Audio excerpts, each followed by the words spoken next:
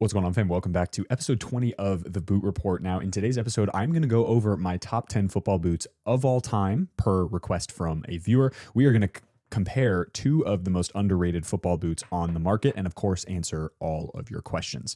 So let's jump into section one, the weekly mindset. Now, before we do really quick, I just want to make a huge shout out to Arsenal for signing Gyokeres. I think that's how you pronounce his name. Correct me if I'm wrong. $75 million for 5 years or $72 million or whatever it was, but that's just semantics at this point. We have a center forward, finally, who is incredibly dangerous, incredibly formidable, and I'm really excited to watch them this upcoming season. So just wanted to mention that. Finally, the news came out. This was rumored for so long, but the Gunners got a center forward who I think is going to be very, very good for a very long time. He's 5 years of prime Gyokeres is going to be absolutely sick. So that's super cool. Okay, so in terms of mindset, I just wanted to run you guys through something that is more of a tagline or a thesis for me and my personal branding endeavors moving forward. And as you guys know, over the next month or so, we will be transitioning out of football boots and into more of the branding, athlete branding, and the mindset stuff, sports psychology, that stuff. So one of the things that kind of my thesis statement that I want to share with you guys is more than minutes played, MTMP. And more than minutes played is really a culmination of a lot of different things. And I want to walk you through that because you'll be hearing it on this channel more and more and more. More than minutes played really is a why behind what I'm doing moving forward. And it really does speak to the importance of having a personal brand. Again, doesn't mean influencer, doesn't mean social media guru, et cetera, but being more than just a footballer. What does that mean in terms of service to others? What does it mean in terms of your own personal value in the marketplace? What does that mean for after your career, et cetera? So there's a couple different ways that you could look at this, that I like to sort of, you can look at this statement in a bunch of different ways, and I want to walk through those and sort of introduce those to you guys.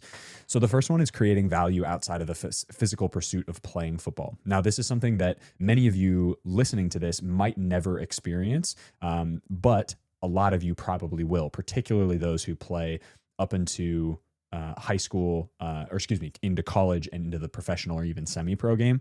This is something that affects a lot of footballers who make it to a pretty high level. And the reason that happens is because, I'll use myself as an example. I worked for 2 decades, basically straight, to make it to the professional game. I was in the pro game. I was lucky enough to have 5 years, 6 years in the pro game. And when I decided to retire, I had something, this channel, the boot reviews, my family, that I knew that I had value outside of just creating something on the pitch. But I think a lot of players, when they transition out of football, they really struggle with that feeling of, how do I create value in the world outside of my physical existence on the pitch, right? And a lot of pro teams, I think, are starting to do this pretty well, where they're doing a lot more community outreach. They're having the players coach the youth academy teams, and those are really great ways to start to get players into other roles outside of all you do is play football. And you're seeing more players go into MBA programs, Masters of Business and Administration. You're seeing players do master's degrees in sports administration and in running sports companies and sports teams. That's really amazing. And so there's a growing level of understanding around what it means to be more than minutes played in terms of the value that a player brings to the world other than just their entertainment value on the pitch. And that's kind of the core of my messaging really is, and the messaging and the why behind doing personal branding for athletes is because this is a moment that isn't just for footballers, right? Other American football players, tennis players, like there's so many swimmers, right? So many sports where you can get to such a high level, but once you stop, what is the value you bring to the world? And I think starting with the mindset of, I'm more than minutes played, I'm more than just of being a footballer, I think is a super, super good way to start. The second piece is really the mindset around being more than just a footballer. So this kind of works really well in tandem with the first one. You're probably a brother or sister. You're maybe a son or a daughter. Well, you are a son or a daughter, right? You came from somewhere. Maybe you really love music, or you play the piano, or you like arts and crafts of some sort, right? You like pottery or something. I don't know. Like whatever your thing is, whatever you do outside of football, do you like reading? Do you like studying something? Those are all things that I want you to consider when thinking about being more than just a footballer. What are the things that you do outside of football, which obviously you want to put an immense amount of time in, but maybe you identify with being a student, and that application is just simply being a student of the game. But you know in your head that being a student mindset can carry you over to whatever you want to do afterwards. Something like that is super important as well. This is also leads into what personal branding really is, which is separating who you are from what you do. Because if you look at a graph, and I've put this up on the podcast before, so I'll try to find the little graphic that I put together. But you as a person and as a brand will be consistent across time. And yeah, maybe there's little iterations that you do. For instance, I changed my logo very recently, but it's a really small change. So most people won't notice the difference. They still recognize it as my brand. The colors have changed ever so slightly as well. But over time, you might make these micro changes to who you are and you're updating and stuff, but that stays relatively consistent. Whereas what you do, football, music, becoming a father or a mother, all those things are what you do in the course of your life. And so that's really what this more than minutes played mindset and sort of thesis statement really brings to the forefront. The other piece is the basis of athlete, it being the athlete and personal branding thesis, right? So it really is that really cool statement where you get to say, no, actually, I'm building something more than just the things that I'm doing on pitch. I've got a good friend who, you guys obviously know 7MLC, Michael Cunningham, great friend of mine. And he is doing more than just what he did on the pitch, right? He's now teaching and he's coaching and he's doing personal training sessions, and he's working with these really, really elite level pros on technical skills and shooting and all those types of things, as well as being a creator. And he's also a husband. And so you look at a guy like that, and what an amazing example. Ben Watson, another great friend of mine, is now the president of Texoma, and we played together in 2022 at Flower City Union. And so it's like he's now gone through this transition, and he's also a husband, and they'll probably also have kids, and it's pretty amazing. And so that's really why the personal branding piece is so important, and I think so relevant to my own life. Like, it's been such a positive impact on my own life, and I want to pass that forward to you guys. So more than minutes played. And I think it instills an intense amount of purpose in your life, because I think when you acknowledge that you can be more than just the physical pursuit on the pitch, it really gives you an idea of, no, I can do, like, football isn't the only thing I'm capable of, which I love that. If your only thing is football, fair play. But I would argue every single human being, even at the very, very, very, very, very top level, the best in the world is still a dad. Still he still travels with his family. He's still a husband. He's still a friend, right? That's more than being just a footballer. He's involved in business and brand deals and all those things, right? So that is more than minutes played. So section 2, boot talk. We are going to compare the Skechers to versions, or 2 editions, I guess you could say, of their control boot or their power boot, which is the SKX. This happens to be the soft ground version. Please don't mind that. For the sake of the comparison, we're going to use the FG stud pattern. This is just the only SKX I actually had still. And of course, the brand new SKX Mark II. So the 1.5 and the Mark II, you could consider the 1 as well. So we're going to go over sole plate, upper heel, comfort, performance, design, lace area, and X factor. Now, in terms of sole plate, both feature this same sole plate, which is incredibly similar to what we did have on the Nike Phantom GT 1 and 2. This was the initial version was heavily inspired by that boot, and so this sole plate is on both. Now, they have made this sole plate on the 2 much more lightweight compared to the first edition, so it doesn't feel as kind of clunky compared to the softness of the upper. That being said, it's still the same stud pattern. You still have the same pretty stiff stud pattern as well, same stiffness through the midsole and the middle of the midfoot here. And so I would say that I'm going to give this a tie, because they're basically the same. In terms of design, obviously, they're the same. The molding's the same. Everything is the same, except the weight has been reduced ever so slightly on this one. So for the sake of this conversation, it's a tie. All right, in terms of upper. Now, I know a lot of players are going to be interested in which one is more soft, shall we say. And that is something that you'll have to find out from the review of the new 2. But I will say that if we just do an on-camera, there you go, softness. And this is the updated 1.5 edition. So this does have the updated knit material. And then we go for the number 2. That is just ridiculous. So the upper material, in my opinion, the quality of the knit, the quality around the heel area as well is just sensational and superior on this second generation. It is really, really like this is a very, very cohesive football boot, and Skechers absolutely crushed it with this one. I think now Skechers is in a position. So if the obvious answer wasn't clear to you, the upper goes to the SKX2. But my point is that as opposed to it being Skechers has the SKX and the Razor being kind of up here, very, very good speed boot. It was on my top 10 of last year, and the SKX was kind of like average to low in terms of where it stood in the lineup of control/power boots, along with the Predator, Phantom 6, etc. This brings the SKX up to par with where the Razor is, in my opinion. Very good quality, incredible build, super soft, materials that actually make a lot of sense together, and just a shape and a vibe that just looks sleek and really unique, which is really cool.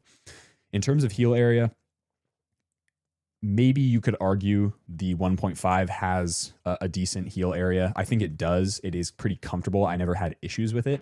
But this new heel area is much more low profile on the 2. It's got more padding, and it's got a little bit of silicone dots on there that just give you that extra bit of grip inside. The padding's super comfortable, and the internal heel counter does a really nice job of sort of wrapping that foot. So the heel area goes to the SKX2 as well. In terms of comfort, this is going to be an interesting one. So this, I'm going to be perfectly honest, goes to the 1.5 for me. I think the shape of this one is very anatomical, where they went a little bit more sort of, let's see if we can just do a foot shape, whereas the Razor feels a little bit more kind of football boot shaped. This one, the SKX2, is now, I think, a lot more kind of football boot shaped, which isn't a bad thing, but it very much feels a little bit more kind of snug and streamlined, which is the best thing they could have done to the original model. But just in terms of objective comfort out of the box, I think this one actually wins out. I think the comfort of this upper, because there's not anything, it's the one piece knit material upper. It's very basic in terms of construction, and there's not a lot of structure to the whole thing. Whereas the 2 actually does have quite a bit of structure through the rear quarter and midfoot here, especially through the seam. And it's got a nice amount of sort of different shape, and it's a lot more streamlined. That's kind of the best word I could think of for this. So in terms of comfort, actually, the 1.5 is going to win out. That being said, as we break the 2 in, that answer may change, but for now, at least out of the box comfort definitely goes to the 1.5. Now, in terms of performance, this is a very obvious one, I think. The SKX2 is the king of performance in terms of these 2 boots. I think the 2 does such a good job at balancing like this really nice waxy grip material while also being incredibly soft and incredibly pliable straight out of the box. You've got a good amount of lock in the heel area, a pretty decent lacing system as well. It's quite wide for a knit-based football boot. It's definitely a little wider than the 1.5, and the knit material is a lot better, and so it really just wraps your foot and locks you in. And as I mentioned before, it's a lot more football boot shaped, and so from a performance perspective, that actually is a huge bump. Whereas I think the SKX 1.5, the one in the 1.5, do a good job at feeling comfortable, but they didn't perform as well as I would love them, as I thought they would, given how good the Razor was. I know this one came out first in the general scheme of Skechers football, but that was something that I was a little bit disappointed about, whereas this really picks up that slack, and this is now one of the boots on the market that I really, really enjoy. So that's pretty cool. In terms of design, I think this could go both ways. I think the colorways that they've done for the SKX 1.5 have actually been quite nice. I like the little kind of lightning bolts around the forefoot area and just the simple S. I'm actually going to give it to the SKX2 though. I think, again, going back to this point of they've made it a lot more football boot shaped and designed. I think this sort of looks like in some ways, this is an extreme statement. This isn't really what I mean, but this very much looks like they just copied a GT2 or a GT1, whereas this one is uniquely Skechers. It's very, very good quality, and it really feels like they're trying everything they can to step into that premium marketplace with the rest of the elite model and made in Japan model boots. And I think that's what this accomplishes. So from as far as design goes, I'm excited to see what they do with the colorways of these. So far, so good. I really like this one, and I actually really like the blackout ones as well with the orange. Even if they are sort of copies, I guess, of previous boots. But at this point, it's like, how can we, there's been so many colorways in the last 3 to 5 years. How are they not going to copy something that's like inevitably been done before? It's just like ideas on the internet. It's like everyone is saying essentially the same thing. We're just all coming at it from slightly different angles. Same here, right? So in terms of design, that's the SKX2. Now, in terms of lacing area, I think this could kind of go both ways. I do think that the new version feels a little bit more comfortable. This knit is definitely more premium feeling than the SKX 1.5, which was also a big update on the SKX1. And I'm really happy to see that Skechers is just making those minor improvements. Obviously, going from one generation to the next, fair play, you've changed a lot of things, but this is still a knit-based upper. It's still got a synthetic coating over the top, better than the previous generation. And they've updated the knit ever so slightly, and it feels more premium. This feels like a top-end football boot, whereas I think the first model really didn't, in comparison to where the Razor was at, and in comparison to the rest of its competition in the Pred, the Phantom 6, even the Puma Future. Although I hate that boot, the new Puma Future 8 felt maybe a little bit more premium than something like this, just from a feel like eyes closed from a feel perspective, even though that boot is the worst of the worst. Now, in terms of X Factor, this is going to be obvious as well, and clearly there's a winner here. The SKX2 is very clearly the winner in terms of the comparison between the two, because I think this boot, takes Skechers or graduates Skechers into the elite tier. This boot brings Skechers, I think, finally with their two models, the Razor 1.5, which I don't have around me anywhere, I don't think. Nope. The Razor 1.5 and the SKX2. I'm hoping that they do the same thing with the Razor 2 whenever that comes out with the SKX2 and just elevate it. Maybe it's a little redesign, but they don't screw with it a crazy amount, but they make it just that much better and into an era of where Skechers becomes at least a recognized player. Maybe not a dominant player, because it's going to be pretty hard to dethrone the Nike, Adidas, and Pumas of the world. However, I do think if they do it right and they're committed to the long term for the quality and the build and the shaping, the design, and all these performance metrics, they are going to absolutely crush. And I think this is a really, really excellent offering from the Skechers brand, number one. But number two, this is really promising in terms of what's possible from a brand like Skechers, who didn't get into the football boot market until 2.5, 3 years ago. So pretty impressive. So the Skechers SKX2 is the obvious winner here, if that wasn't clear already. But this is like, not to say that this was a terrible football boot.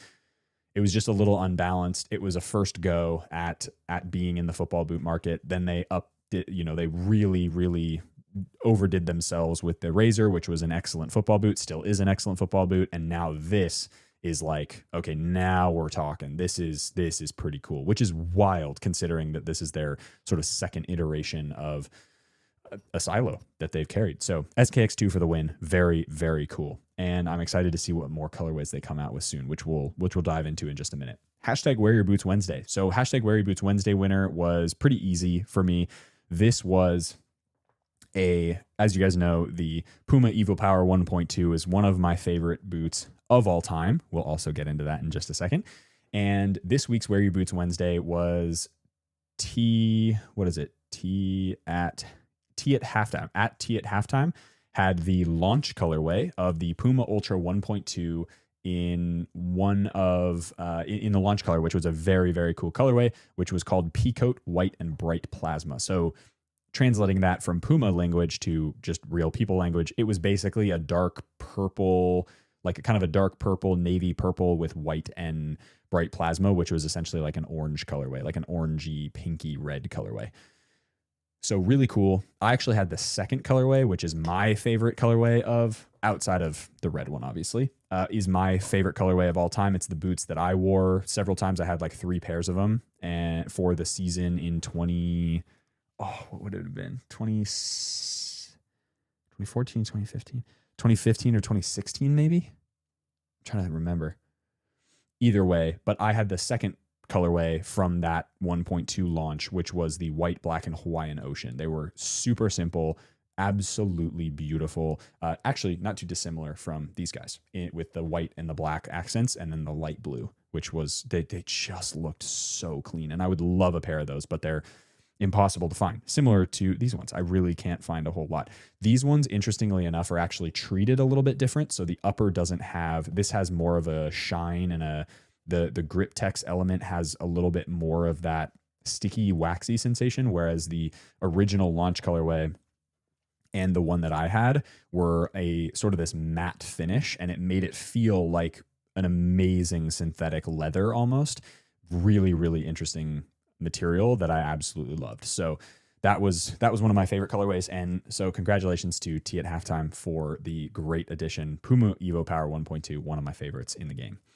Okay, so in terms of performance breakdowns, now I know a lot of you guys have already probably seen my video about switching gears. If you weren't listening to the first 20 odd some minutes of this podcast, I am switching gears, but I know a lot of you really want updates on a couple of the following boots. So next week's episode will essentially be a breakdown of a bunch of different 1 month review videos. And I'm not going to actually film the 1 month review videos because I want to focus on the new business venture. And I want to get through some of the reviews that I have coming up, which is we'll talk about in the new in the shop. But you guys next week will go through the Predator 25 long-term kind of play test. And basically the way this is going to roll is I'm going to give you the scores that I would, because I've tested all these boots quite a bit, including a couple for several months because I had prototypes of them. And so I'll give you I'll give you some of the rating scores of each one of these boots. And then maybe like, here's all the positives, here's a couple negative points that I don't like or that should concern you. And then I'll give you an overall 1 month review score for each one of these. So we'll go through the Predator Elite 25. I'll use the FT model because that's the one that I have the most experience in. And I've actually just sold the laceless and the regular laced ones. The X-Fly Pro 3, the Ultra 5 Ultimate, Icon 2, Copa Pure 3, the Alpha 2 made in Japan, Uno Zero Evento, Furon V8, Scudetta, and Shadow 3. So those, if there's anything else that you want to see that I reviewed a while ago that never got a 1 month review and you really want it, leave it down in the comment section below of this video and I will add it to the list, and we'll just go through. Literally next week is going to be like a quick thing on mindset, and then we'll go through all of the 1 month reviews, and then we'll just do questions. Like that's going to be kind of next week's episode, because I want to make sure you guys get all the information you want from all the testing that I did, and sort of leave you with like, here's the end result of all this like boot testing and stuff. Okay, moving on to the top 10 football boots of all time. This is a new section, but I'm going to add it because a good friend, well, I don't actually know him, I've never met him before, but a good friend, a viewer of this channel, Tony, asks, can you share your top 10 football boots of all time that you had listed a couple weeks ago for the podcast with the Bootcast guys? Yes, absolutely. So I brought it up because I wanted to put it in Boot Talk, the Boot Talk section, and really just go over and answer. I might make this into a full length video, but these are my top 10 football boots of all time so far. That could obviously change. There's things coming out on a regular basis that are incredible and that potentially will make it in the top 10 eventually. But I think this is a list that I've thought long and hard about. And if you guys if you want to deep dive into some of the reasonings why I chose these boots, you can go over to the Bootcast episode. I will do my best to link it below and you guys can go check that out. but we basically did a round robin sort of Sweet 16 or whatever it was, where we paired boots that Justin, Texas Cleat Collector, had essentially shuffled all of the boots around for myself and the 3 other dudes on the pod. And we basically went and did this whole March Madness style bracket and pitched our ideas on why we thought these boots were better than other ones. And in some cases, we had to concede. In other cases, I think there were pretty obvious answers here. But in terms of my favorite football boots of all time, now this isn't objective performance. This isn't like, I mean, some of these are pretty incredible in terms of performance, but these are the boots that I think that I enjoyed playing in the most and that I enjoy playing in the most or have incredible memories of. And so, yeah, so here we go. Top 10 football boots of all time. This is in no particular order, by the way. So do not take this as like a 1 through 10 list. This is just like the 10. Nike Magista Obra 1. And again, if you want the justification for each one of these, go to the Bootcast one. That we really deep dove into the reasoning behind why each one of us picked our top 10. So Nike Magista Obra 1, Mizuno Morelia DNA or DNA 2, Nike Tiempo Legend 5, Adidas Predator 24 Elite David Beckham or Rotero. Those guys right there. The Mizuno Wave Cup SS Japan or the Wave Cup Legend. Either one. They're the same boot. Adidas David Beckham Predator Power Swerve. The T90 Laser 4. The Nike Superfly 2/3 Elite. That one. And the Puma Evo Power 1.2. I would love to know, what are your top 10? And maybe we'll do a little round rob. Maybe I'll do a little judgment for the last for the last Boot Report episode. I'll do like a top 10 football boots of all the viewers of all time. Maybe we'll do something like that. So leave your top 10 down below. Just for context, my short list was 23 boots. And I had 10 here and probably 4 that I was so annoyed that didn't make it on this top 10 list. But a top 10 is a top 10. So those are my top 10. Okay, section 3, market report. We're going to go over some notable boots resurfacing first. Now, at Cleats Corner _1 had 2 really cool pairs and also very nostalgic pairs. One is a Tiempo Legend 4 in red and orange. This was a pair of football boots that I absolutely adored. I wore the black and red with white accent, and then I wore these red and orange accents, and they were such a comfortable pair of football boots. Tiempo, for context on the top 10 Bootcast episode, the Legend 4 actually made it into our top 4 football boots of all time because I really think the heritage and the history of that boot, as well as it being prime Tiempo, that sole plate is still used today. It is just one of the greatest Tiempos of all time. In my opinion, it's not as good as the 5, but I concede that the 4 is like the GOAT. I just like the 5 better, but the 4 was in our top 4. So that one is really cool. It's a beautiful pair of boots. And then also Cleats Corner had the Phantom Venom black and black. And you might be thinking to yourself, no, that's not really that special of a football boot. Well, it is to me. And the reason it is to me is because if you go back, and I'll see if I can link it down below, I'll try and find the thumbnail and put it up on screen as well. The Phantom Venom in black and the blackout Phantom Venoms were, I'm pretty sure, the second boot I ever reviewed on this channel, behind the GT1 in pink and black. I'm pretty sure. I'll have to look, and I'll put the actual text on screen, but that is a pair that just every time I see it, and any Phantom Venom, I just have really, really warm feelings. You know, it's like the blackout Phantom Venoms were a pair that I really love to wear. I still have the white and gold limited edition ones, and I just think that boot was criminally underrated for what it was. It was a lightweight power boot from the Nike brand. It was it was so good, and I think so many people absolutely loved it, and I think that is a really cool pair. So 2 awesome pairs from Cleats Corner. Bootsatelli, who I've done business with as well. And again, if you are interested in resale market boots, go to my Instagram, go to the little like who Noah follows, and then you can scan through and see all the boot dealers. It's pretty obvious who they are. Bootsatelli had a beautiful pair of the CTR 360 Maestri 2 Clash Pack. And these are actually a match or training issued version for Mario Balotelli, which is pretty amazing. So really cool. I don't think these are for sale because Bootsatelli literally is named after Mario Balotelli. So I would make a guess that these are, I haven't actually asked, but I would imagine these are probably a personal pair for him. But nonetheless, this is one of the most beautiful colorways that the CTR ever had. And it's also really cool because it was a Balotelli sort of custom edition. And you can see that from the tag on the photo as well, which is cool. Pickup boots had one of my greatest regrets in football boot collecting, and that is the CTR Maestri Elite in the beautiful royal blue. That's basically like my brand blue now. I did a review several years ago. I had a pair and I freaking sold them. And I'm really annoyed about that. It's one of the only boots that I regret selling.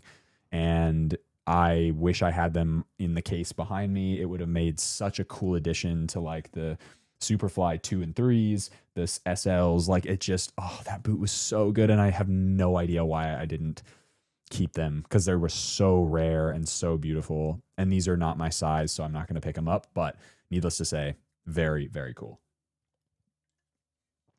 And then finally, classic football boots TBT had a really, really nice pair. These are an SG model, but this was, I think, outside of maybe the red and black ones, my favorite T90 Laser 3 Elite colorway. These are obviously SG, so they don't look as cool in my opinion. However, this like digi camo black and white with the lightning, like sort of a little bit brighter than this color, but like electric blue accent marks. Wayne Rooney wearing these was like, it just was so cool. And this boot is awesome. This was peak Nike Elite football. Like this era, the CTR, the T90, the Superflies, the Tiempo Elite 4, like these, such a beautiful pair of football boots. I love them. I wish I had better photos, but it's anyway, needless to say, very, very cool. Now, in terms of latest colorway drops, so we had a couple really, really cool colors this week. And I may have missed one or two because there's been a lot dropping recently. Last week and the week before have been pretty busy as well. But Under Armour dropped their Blue Atlantis pack, which, look, I am really excited to try the Magnetico 5 because I have heard that it's a lot better than Magnetico 4, which was a tragedy. Regardless of how good that boot is, the look of both of those boots are sensational. In fact, I will probably try and pick up the Blue Atlantis the Shadow 3 Elite, because that boot in that color, like that is my brand color to a T. Blue Atlantis, like what a freaking awesome name for a pack as well. Blue Atlantis, black and blue, very similar colorway pack actually to those CTR Elites that I just showed you 2 minutes ago. I'm obsessed with this pack. I will probably buy the Shadow just to have them, and then I will probably get the Magnetico 5 in this colorway just to have them. So yeah, so sick. Okay, and then Adidas released another Predator Precision remake and a pair of street shoes. It's a beautiful colorway. It's one of the best I think that I've seen, but I'm just like, I don't care about Pred remakes anymore. And then Skechers came out with the black pack. So they came out with the launch colorway, and then they came out with a black pack, which is essentially this boot, but you make the inside of the S white, I believe, and then everything else is black. So it's like a black and gray with minor orange and white accents. They look pretty good. I am not a huge fan of orange on football boots all that much, except in like very rare cases. And I guess Hypervenom 1, but that's sort of an anomaly because that's its own thing. But like literally other than Hypervenom 1 and that Superfly, I don't have any other orange football boots. Oh, the TN, you can't see them, but they're like at the bottom of there's a reason they sit behind me on the very bottom shelf.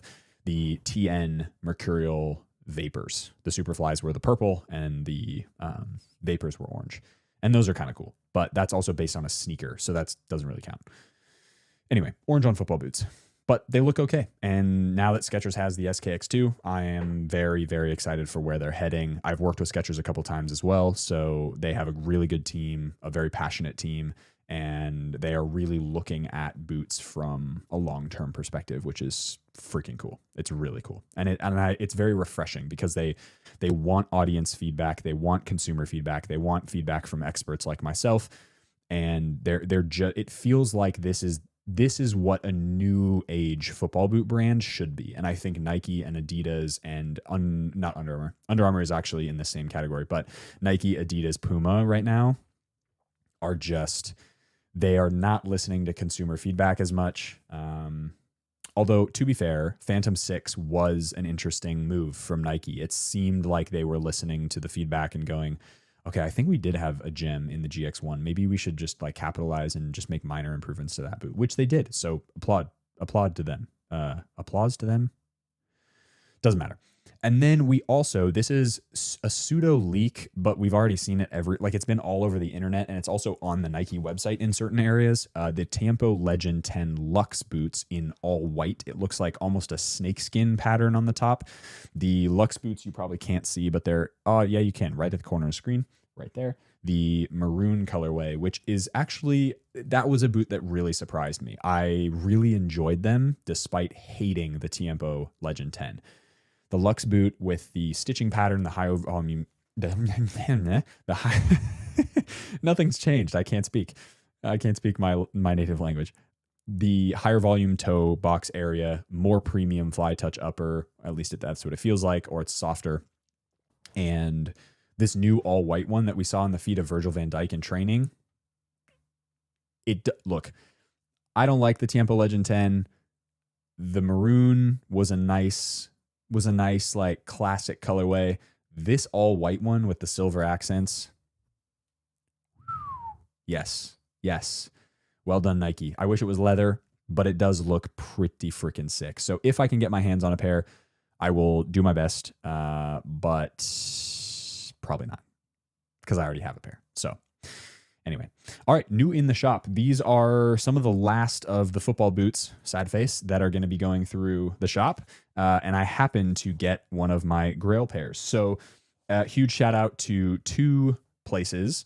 One is Tokyo Football, who sent me the new X-Fly 6. For those of you who don't know, the X-Fly 5 was and is, I should say, one of the 4 boots I mentioned before that didn't make it into the top 10 of all time for me.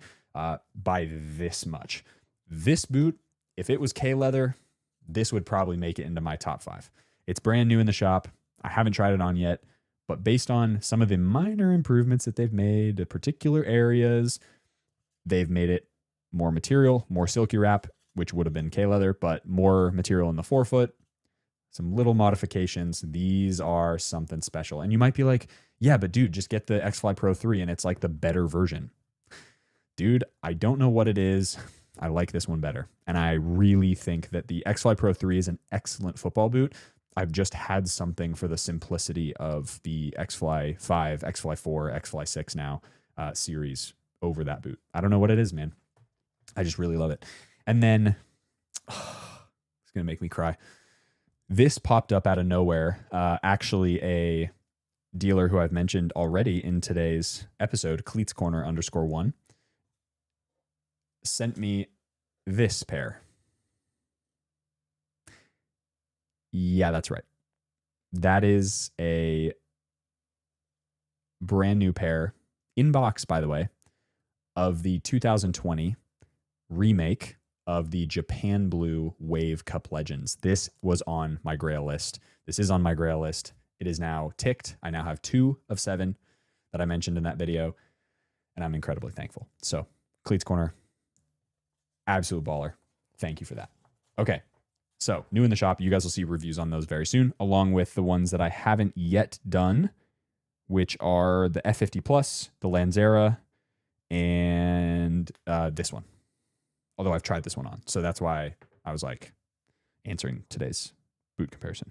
Yeah, I think that's it. 1, 2, 3, 4, 5. Lanzera, Skechers, Mizuno, Asics, and Adidas. Yeah, cool. All right. 5 new boots coming.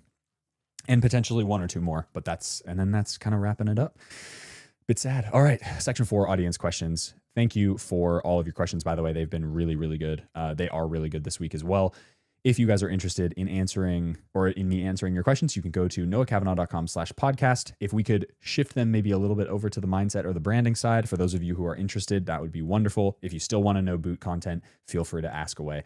And then we will kind of, once the podcast is not called the Boot Report anymore and it is called something slightly different, which we will get to very, very soon in the next couple of videos, that will, I won't be answering any boot questions anymore because that's not the topic of the pod. So here we go. Jonathan, do you have any ideas on how I could build a life around football while still earning a decent income? So the context for this question was, I can't go pro because of my age, current skill level, and the fact that I don't have any academy or professional background, but I'm a diehard fan of the sport and I train alone almost every day for no reason. I really want to make a living doing something related to football, but at the same time, I have a strong desire to earn a significant income and support my family. Super legit. I currently make a bit more than average with my engineering salary, but I'm constantly feeling this regret of not living a life centered around what I love the most. I spend a lot of time training alone, even though I know I'm too old, 25 years old, to join an academy. Sometimes I feel like I'm investing too much time into something that might not lead anywhere. Okay, so 25 isn't too old to go pro. However, it sounds like you're pretty self-aware in terms of not being at the level yet and training alone at 25, having no academy or professional background. That's going to make it, frankly, I'm just going to be honest with you, you're probably never going to go pro. However, in terms of working in football, dude, that is a totally different conversation.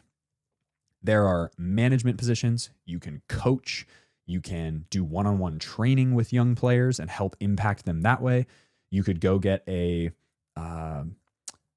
sports psychology master's degree. You're already in engineering, so maybe there's a way to get into if you're in engineering, I don't know what type of engineering. Obviously, that really changes things. If you're like in electrical or chemical engineering, that's not going to help you. But if you're in engineering like data engineering, or if you're in engineering as in coding engineering, that could really be interesting if you wanted to go get a job at a company that does some sort of app in football. That would be pretty cool. But again, I just don't have the context to answer that. So I maybe won't go down that. So let's assume that if you want to work in football, you're going to have to kind of change what your life looks like. There is a massive, massive ceiling for the money you can make in football while having the impact you want to have and also doing what you love to do. Those are three kind of, three kind of golden stars or circles that overlap to your perfect scenario. And I think that there are a lot of different ways you could go about this.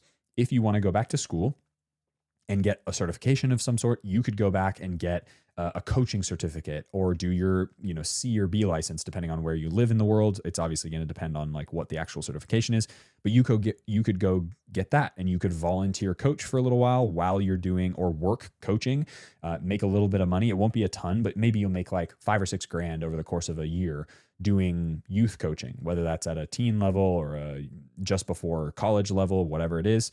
25 years old, dude, you're still really young. You're only 4 years younger than me. Like that's like when I was 25, I was like, man, I got my whole life ahead of me. And that is very much true. You're a quarter of the way through your life. If you're lucky, maybe more like a third for like the national average in America.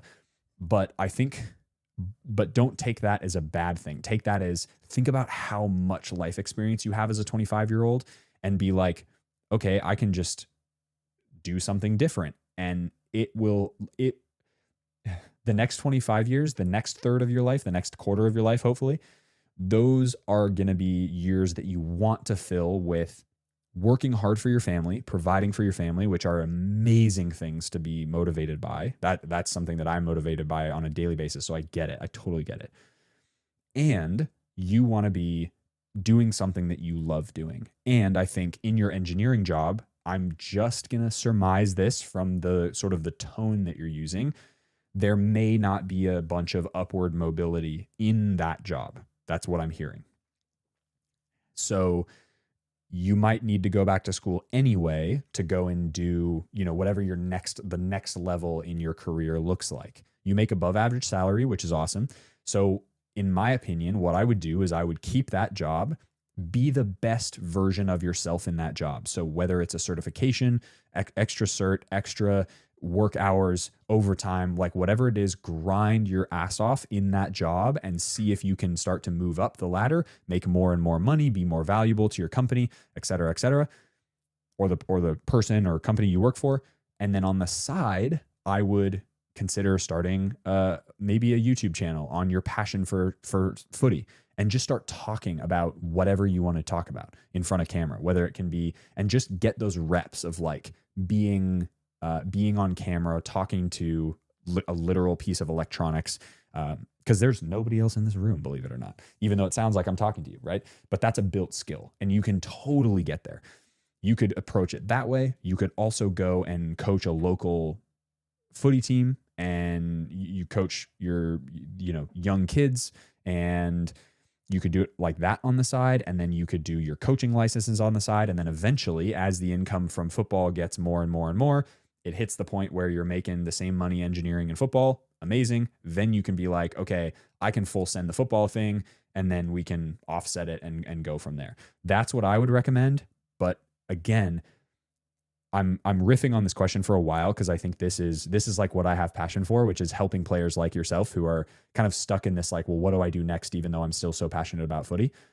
It's beautiful. It's awesome. And there are so many avenues that you can stay in the game and not be playing. And I think training alone, I think is great. But what I would also recommend, just for your own sanity, dude, is I would go and play for a UPSL team. I'm assuming you're in America, but if you're not, then take this with a contextual grain of salt, which is just find a semi-professional or a high-level amateur team to go play for, play around other people your age, be around other former players and players who used to be at a higher level, and pick their brain and be like, dude, why, how can I still be involved in the game? Like I think you need to put yourself out there a little bit more. And I think that there is a way to both provide for your family, do something you love, and also still be in the game. So great question though. And all the best, Jonathan. Shub asks, you have already mentioned multiple times the Hypervenom 3 sole plate works well on AG pitches. I was lucky enough to get Hypervenom Regen Hydra, and I want to wear them on AG pitches. Do you think it's a good idea? Okay, I kept this, so I saw this question, and I'm just gonna rage for a second. I genuinely sometimes don't understand how thick people can be. If I say that the Hypervenom 3 sole plate is good on AG, and you've just bought the Hypervenom 1 Hydra, which has the same fucking sole plate as the Hypervenom 3, you think those are the same thing? You think that comment is relevant over here? Of course it is. I am not making a character judgment, but I am making a judgment of like, just listen to yourself. Dude, come on, man. You want to know what's something really unfortunate? This is like 30% of the questions I answer on a day-to-day basis on my Instagram. Yeah. Listen to yourself in the question. You cannot, there is, surely you are not that thick. Surely. Aristoteles, freaking cool name. Aristoteles, hey Noah, do you think the Predator remake and general remakes with the modern sole plates can still be one of the best boots, even though they are that old, or just nostalgia that makes them special? Good question, actually. I think that certain remakes will be really, really good and really quality. I think that the times have changed. The shapes of football boots have changed. They're a lot more streamlined, a lot more kind of fast looking. And so I think there are certain remakes where they've let's use that Hydra example, or the Hypervenom 1 remake that I just mentioned. This is an upper that was way ahead of its time in terms of technology, lightweight, barefoot feeling. And then they've just put another sort of pseudo modern sole plate on the bottom. And it's going to be one of the best performing football boots of the year, period, regardless of whether it's a remake or a non-remake. So in certain scenarios, it can work really well. I think maybe what you're talking about is like the Predator remakes. They can be really good from a performance perspective, but often like the precision remakes really are sort of a glorified. This is going to piss a lot of people off, I think, but in a lot of ways, you can get a very similar on-foot feeling with the Icon 2 because it's very similar leather for like a half of the price or a third of the price if it's on resale market. So that's where do they hold up? Kinda, yeah, like somewhat. And you could totally wear them for like a live match in today's day and age. I just don't think it's worth it necessarily. But again, there are some, like some boots that do that better than others. If you take the example of Nike with the Vapor 1 Regen, terrible football boot, would not recommend, doesn't fit very comfortably, and is just like not a great boot all in general. Has the modern sole plate. And yes, it's a modern upper, but they sort of made it to be the same as the original one. And those are not, from a performance perspective, as good as what the current gen Vapor 16 Elite is. So yeah, take that with how you will. Jonathan, which boot has the most padded heel area excluding the Puma King Ultimate? That probably was going to be my answer, but I will say that they're on the floor. Well, I'll just use this one as an example, but the Asics heel areas are incredibly beautifully padded. I was actually going to pull out the X-Fly Pro 2 or X-Fly Pro 3, excuse me. That one has a very, very padded heel area, as does the X-Fly 6. So very, very padded heel area. Lovely, lovely suede cushioning. And definitely you can feel the difference between an Asics football boot and the heel compared to really everything else on the market. Alejandro, if you can work with a boot company to create your own boot, which company would you work with and what would the boot be? Hypervenom Phantom 3 or some derivative of a Hypervenom Phantom 3, and it would be, of course, Nike. Not, of course, Nike because I love Nike more than other brands, but simply they make the football boot that I love the most. Wait a second. Did I? Whoa. Wait. I've just realized, holy moly. Okay, I've just realized that I think I must have gotten the wrong list because Hypervenom Phantom 3 wasn't in the top 10 football boots of all time. I might have literally completely screwed up that entire section, which means I'm going to have to refilm that. No way. That is really annoying. Okay, let me try and figure this out really quick because there are... Oh no. I just answered that question and just realized that I hadn't actually said anything about it. And oh my God, I can't believe that happened. That's crazy, dude. Okay. Let's figure this out. Did Hypervenom Phantom 3 really not make it into the list? No, surely not. That couldn't have been the case. What did I send? I'm trying to find the, here we go. All right. Hypervenom Phantom 3. I have 11 honorable mentions. Oh, okay. So this is hilarious. So Hypervenom 3 was on the list. I just didn't say it in the section. So for those of you warriors on the keyboard, don't worry. The Hypervenom 3 was number 1 on that list. And then Magista Obra, Morelia, DNA, Tiempo. Yeah, okay. I just didn't, for whatever reason, I didn't copy it from our text message conversation, myself and Texas Cleat Collector. Wow, I was freaking out there going, do I have the wrong list? So the answer is Nike and Hypervenom Phantom 3. Okay, that really threw me for a loop there. Jalen, which is better, Mizuno Alpha 2 or Morelia 4? I own, like, and fit in the Vapor 16s currently. Okay, so if you like Vapor 16s, that is a knit boot. Alpha 2 is synthetic, and Morelia Neo 4 is leather. So those are very different boots. If you like the shape of the Vapor 16, you'll probably enjoy the shape of both, honestly. If you're used to how responsive the Vapor is, I would probably go with the Alpha 2, but the Morelia 4 is my pick, my personal pick out of that list. Firas asks, of all the teams you've played for, which of them had the best kit? Ooh, good question. Oh yeah, I know. Crossfire Premier 2017-18. We had. I'll see if I can find a photo of of me in the kit. We were partnered with Inter Milan, and we had basically the Inter Milan kits with the crest like here with the Crossfire logo. It was freaking insane. Those were still the best kits that I ever wore, even through like they were better than the college kits, better than all the semi-pro and pro kits I wore. They were freaking awesome. Okay, V asks, what is your dumb reach everyday boot to train in? To train in? Good question.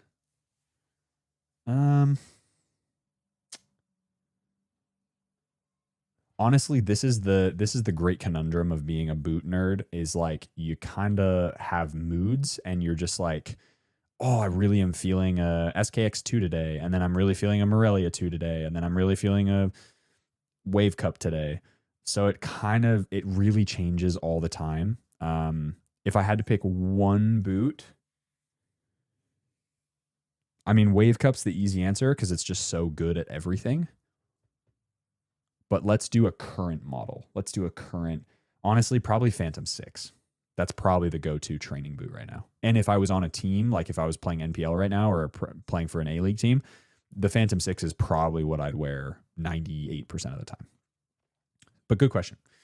Enrico, ball control exercises for training alone. Okay, so ball control, I would start really with a wall and a ball, and that can be at a field, that can be in your backyard, that can be on the side of a concrete wall at a school, whatever it is. But I would start with passing and receiving a ball against the wall and be able to hit it as hard as you want, and you can still control it.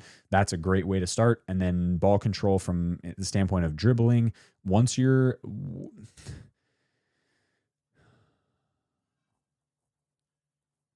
I think questions like this are interesting to me because I think you know what you need to do. And there are so many resources online. I think for this question, I'm just going to point you in the direction of Michael's channel, 7MLC. So 7MLC training is the best resource, period, for ball control, shooting technique, whatever. I know I'm not sponsored by him or anything like that, but he also has like Maestro, I think they're called Maestro, Technico, whatever, like dribbling programs and ball control programs on his website that are pretty inexpensive. And it's like a full week scale thing on his website. So just go to his YouTube channel, tons of free resources there. He is the guy for that sort of thing. Andrew, if you could only use one stud pattern from any boot, one stud pattern off any boot for the rest of your life, which one would it be? Hyperreactive sole plate from Hypervenom Phantom 3. That's an easy one. Pietro, which brand of football boots has declined the most in the last 20 years? Oh, fantastic question. Declined the most in 20 years. It's gotta be.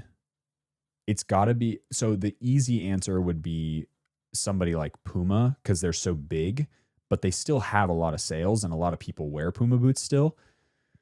I would say Diadora, Umbro. I mean, Reebok doesn't exist in football anymore, so maybe that's the answer. Who was around 20 years ago that really sucks now or like doesn't exist now? I'm probably forgetting one, but Umbro, unfortunately. Lotto is in that conversation too. So Lotto, Umbro, although Umbro's still around though, and they create new stuff all the time. So maybe that's not the right one. Maybe it's Lotto, Puma.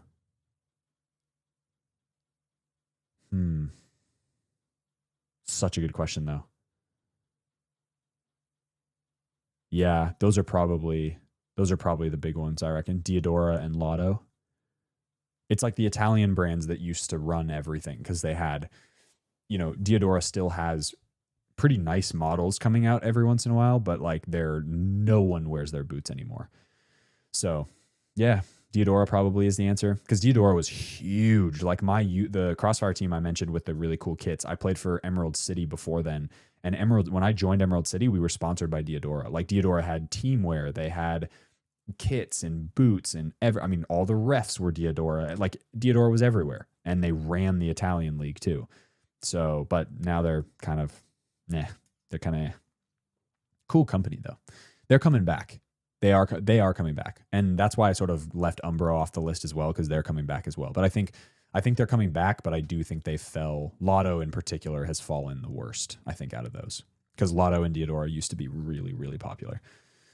William, what is the best way to deal with long-term injury with no specific return date? And how do you stay focused on your journey during this time and try to put out of your mind what others are doing and how they are progressing? My friend, William, believe me when I say, this is incredibly cliche, but it's very true. Comparison is the killer of joy. Comparison also takes you out of your process, because the only comparison I ever want you doing, and I would advise doing, is between you and the previous version of yourself. And I want you to focus on your process, and I want you to focus on the controllables. So you didn't give me any context on the injury, so I'm not sure what you can and cannot do, but do what you can. Work with the best people you can surround yourself with in terms of medical professionals, in terms of team environments, all of that. Get into the room with other footballers, watch film, because surely you didn't go blind with this injury. So watch as much film as you possibly can. And I would strongly suggest writing down all of the action items that a footballer does during the course of a day. Everything from watching film to prehab to training to weightlifting to swimming to recovery, like all of those, everything, the stuff that you usually could do without an injury. And then I want you to circle all of the things that you can still do. And that's your starting point. Shred. Nice. How do you mentally prep yourself knowing one day you'll have to stop playing due to age? My friend, that is what I am. That is what I live for, teaching young players how to do. This will be all part of the Pro Blueprint and the original thesis of this entire podcast, which was more than minutes played. Realizing that you have value outside, not just being a footballer, and also knowing that you can still play football. It just might not be at I know 80-year-olds who are still playing football. So I think your question is, when do I stop treating it like a full-time job, or when do I stop caring? You never have to. You never have to. You just might not play at the level you want to. And I think you can care deeply about something and not be the best in the world. Hope you guys enjoyed that one. As always, be awesome. Take care. See you guys in the next video.